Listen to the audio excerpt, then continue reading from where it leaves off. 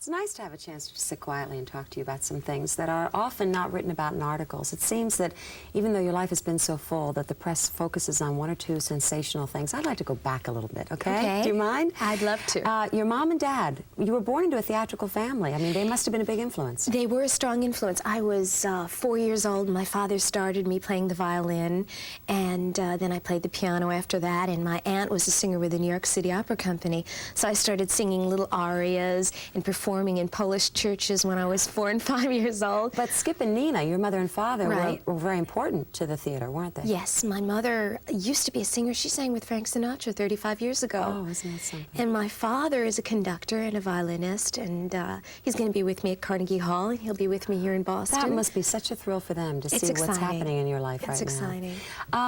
When you went on to music, why didn't you stay with it? Why didn't you stay with the violin and the piano? What made the flip into acting and the stage? Why is a big question.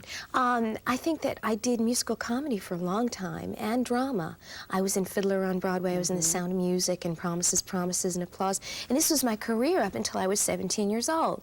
And then I met my husband, and he saw me on stage. He was a stage star, Johnny. Applause, right? I was doing Applause, and he's a graduate of Ohio State. He was down there lecturing, and he came to see the show. He got a crush on me, and he always fell in love with singers anyway.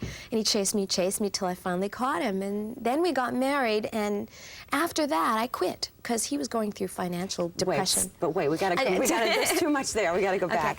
You were 17 and Rick was 57. No, he was 47. 47, okay. What'd you find in common? We had nothing in common at the beginning.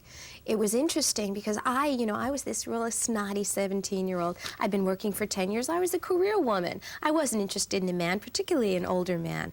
The only problems I was having were relating to kids my own age, because the boys my own age were just deciding what they wanted to do in college. So you grew up really fast then. I was very mature. I grew up with adults. Since I was 7 years old, I was never in school. I always had tutors, and I was always with adults. So then he found that obviously attractive, this mature kind of attitude. I don't know. I think he found the answer no very attractive because I gave him the royal runaround, and because I was such a snotty little kid. I think nobody had ever said no to him before, and he chased me around the country, and I was a challenge for him. You bring up an interesting point because Rick's success is of global proportions. I mean, he has done so very well, and that's interesting. An awful lot of very successful men get any woman they want, and that one woman who says no is the one that attracts. Right. I think it just happened that way. It was kind of the right time for both of us, and we settled into a relationship, and I turned around and realized he was my whole life.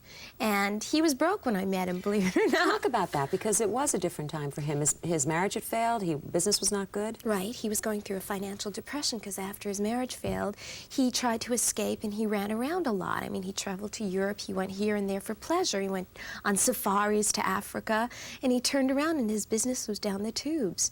I mean, he was literally bankrupt. So then did you help? I mean, were you a settling effect for him? I think so. I gave him more time to concentrate on his business. I stopped working at that particular time because I wanted to be with him. And I wanted to grow up a little bit at the same time because I'd been working for 10 years. And he got his feet back on the ground. It took him a couple of years. And then we got married, and he sent me back to work. Well, that's interesting, because I've read you say you would have been content to have been domestic, and yet he wanted you, as you said, to go back to work. I was ready. I was ready to acquiesce to domesticity. I really was, but I wasn't good at it to begin with. It wasn't my thing. And I think that he had fallen in love with me because I was a hard-working individual, and I was very, I was very dedicated to my work. Well, you'd grown up with it. It was like another arm to you. It was my life. Sure. It was something I loved. And now you and Rick, I mean, you have gone on because your daughter, Katie, who was just 1 year old New Year's Day, right? Yes, yeah. I talk about getting pregnant and having a baby and what that's meant to you. I mean, so much has happened to you in a very short time in your life. Getting pregnant and having a baby is probably the greatest, the most positive experience I've ever had. It settles you. It puts your feet on the ground. It changes your priorities completely. It's a dual threat. It's a challenge because here you have this little life depending on you, and you know you've got your work cut out for you. It sobers you up a little bit. And then it's a great boost to the ego to have a little girl running around calling you mommy. I mean, that's the end of the world when she says mommy. Did you Forget go about through it. a lot of the struggles, though, Pia, that a lot of women go through? What do I do now? I'm carrying this child. What about when the child's born? Do I continue a career? Do I stay home for 6 months? No, because I resigned myself. I said, I'm going to have the baby, I'm going to continue my career, and she's going to come with me, and she did. A week after she was born, I took her to Europe. But how about now? As kids get older, it's more difficult, isn't it? She's not on the road with you now. It will be more difficult when she gets to be 5 or 6 years old and goes to school and starts a social schedule of her own. But right now, she's with me. She didn't come with me last night because it's an overnight trip and the weather was bad. But anytime I go for more than 1 or 2 days, she's with me. Well, will you do to Katie what happened to you as a kid? I mean, will she kind of grow up out of the trunk or grow up fast? Was a complete accident. I mean, you know how I started. The nuns started me. Yeah, you were really shy. Right, I was really shy, and they sent me to a dramatic school, and I was discovered. So it's nothing I was looking for. And, you know, I resigned myself a long time ago to the fact that the apple doesn't fall far from the tree. So, I mean, the odds are she's surrounded. This is my life. My husband's a part of it. And I was pregnant when I made the album, Pia and Phil. And that's wonderful. You said it was, there was some special feeling you could bring to the music because of carrying Katie. Well, it's a very romantic time in a woman's life, and to sing romantic songs at that time, and there's a great deal of anticipation involved in being pregnant.